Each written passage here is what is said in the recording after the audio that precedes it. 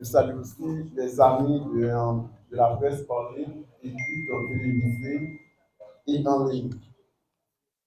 Mesdames, Messieurs, dans mon intervention, je vous demanderai de souffrir que je dise rapidement trois choses dans une démarche didactique.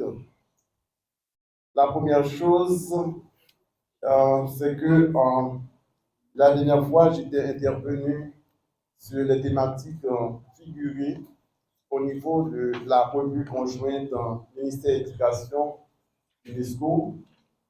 J'étais intervenu sur la question de la qualité et pertinence. J'avais dit qu'il faut que les enfants sortent avec des compétences transversales, des compétences comportementales et des compétences transférables.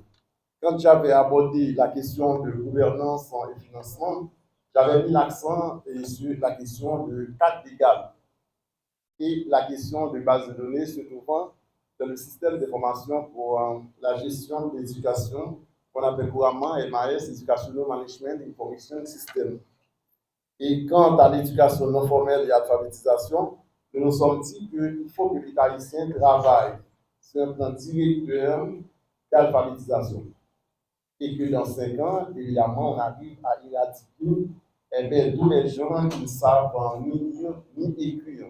Et c'est en concurrence avec l'objectif de développement durable, mettant l'accent sur l'éradication de l'analphabétisme dans les pays en développement. Et que aujourd'hui, ce qui nous concerne au premier chef, c'est bien la question de l'accès et équité. Et que la tendance qui se destine au ministère de l'Éducation et qui est en lien avec des penchants que le ministre Augustin Antoine a pour cette question-là, c'est qu'il voulait qu'on augmente l'offre scolaire au niveau de la petite enfance et particulièrement du taux de participation des enfants au préscolaire. Présentement, nous avons un taux de quelque 7%. 7% d'enfants au préscolaire qui ont bénéficié de la gratuité grâce à l'implantation de classes maternelles au niveau des écoles nationales. Et aussi, la tendance, c'est que nous avons travaillé sur un indicateur très important au niveau de l'enseignement de base. Nous avons quelques 25% d'enfants qui ont accès à l'enseignement au niveau des écoles nationales. Nous sommes à l'année de base 2024-2025. Nous voulions passer de 25% à quelques 40% à l'horizon temporel 2030. Encore coïncident aux objectifs de développement durable, mettant l'accent sur une éducation efficace au niveau de l'enseignement de base et que ces enfants-là aient un enseignement de qualité pour leur permettre de gagner leur vie. Il faut dire aussi que le ministre de l'Éducation et moi, nous avons un certain penchant aussi pour la formation professionnelle. Et le ministre a pu trouver un financement pour cette filière-là. Et que nous avons travaillé sur la filière d'enseignement technologique. Et qu'on sait déjà qu'avec l'expérimentation de la rénovation de l'enseignement secondaire en septembre 2007, la filière d'enseignement technologique était en veilleuse. Et que pour l'année 2025-2026, on va voir dans quelle mesure on peut expérimenter la filière d'enseignement technologique afin de pouvoir arriver à la diversification des filières. Et il faut dire en passant que ça s'inscrit dans une démarche de réduction de la pauvreté et pour arriver aussi à la paix sociale tout en diminuant ce qu'on peut appeler les tensions sociales dans le pays. Mesdames, Messieurs, comme j'avais dit, évidemment, j'avais dit originellement que je vais dire seulement trois choses, La troisième chose, c'est que nous allons lancer un appel solennel à tous les enseignants du secteur public. Nous demandons à tous les enseignants du secteur public de reprendre les cours dans les lycées et dans les écoles nationales et que le ministère, à partir du décret du 17 mai 2005, dans son article 167, qui fait injonction à tous les enseignants du secteur public d'être présents à leur poste de travail selon l'horaire imparti. Mesdames, Messieurs, sur ce, je déclare ouvert l'atelier portant sur l'axe que nous faisons cette année pour regarder ce qui a été fait dans l'application du plan national d'éducation et de formation, ce qui n'a pas été fait et ce qui pose des difficultés dans l'application.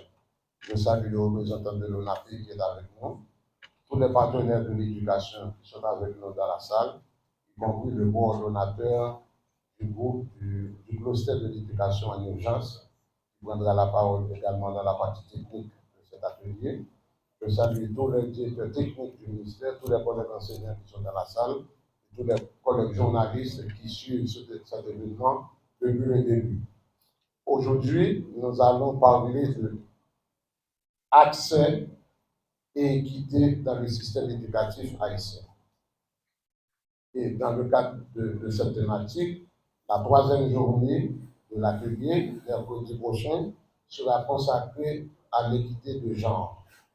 Parce que dans le cadre de la revue sectorielle et le renforcement des capacités du système éducatif haïtien, nous sommes en train d'appuyer le ministère de l'Éducation nationale dans une analyse de genre dans le système éducatif haïtien, pour constater en quel sens le fait d'être une fille ou un garçon est pris en compte dans le système éducatif, dans la construction d'écoles, dans l'élaboration des manuels scolaires, dans le choix des illustrations qu'on met dans les manuels. On va examiner tout ça pour voir comment est la situation. Dans les travaux en atelier, les participants vont examiner, parmi les chiffres évoqués tout à l'heure par le directeur de la communication, en termes de construction d'écoles, construction de centres de formation technique et professionnelle, construction d'universités, qu'est-ce qui a été fait entre 2020 et aujourd'hui?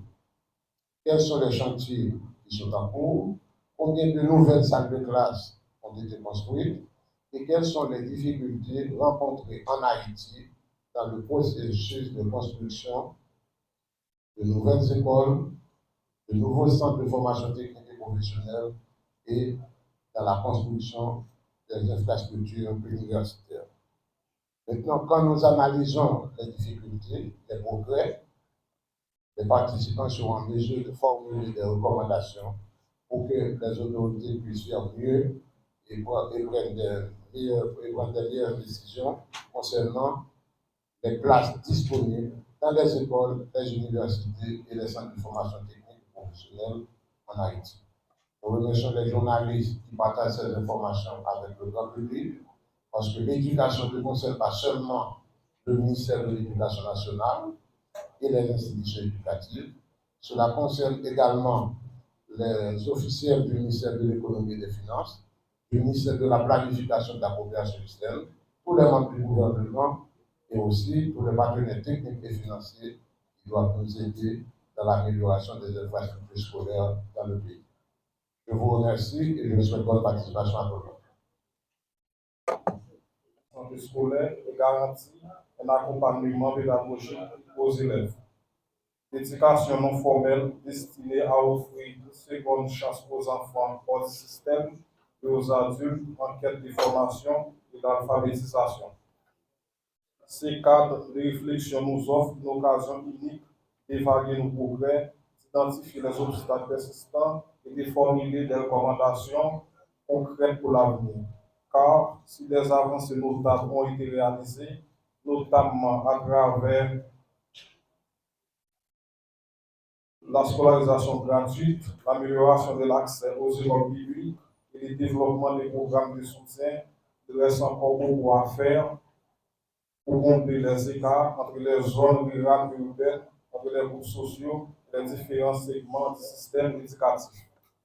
L'ONAP, en tant qu'organe du partenariat en éducation, s'engage pleinement à accompagner cette démarche en facilitant la concertation entre les acteurs publics et privés, en soutenant la mobilisation des ressources et en veillant à la cohérence des actions menées en faveur d'une éducation inclusive et accessible à tous. Mesdames et messieurs, cet atelier n'est pas un seul exercice d'évaluation, c'est un engagement collectif pour l'avenir de nos enfants, de notre jeunesse et de notre pays. Nous devons ensemble poser les jalons d'une éducation haïtienne résiliente, équitable et bien adaptée aux réalités de notre société. Merci et bon travail à tous. Bravo, mon Dieu, bravo, mais comme pour continuer, je vais faire une belle applaudissements.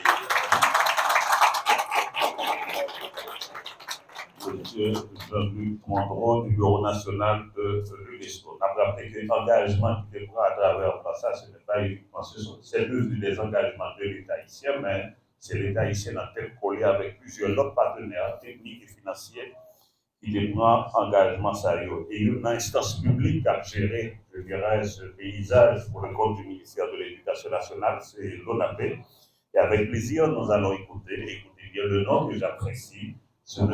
Dixiben. Vous aimez le nom? Voilà, M. Dixiben Delusmont, qui est le représentant de l'ONAP, qui aura passé quelques mois en cette circonstance. Ne nous faites pas danser, c'est bon.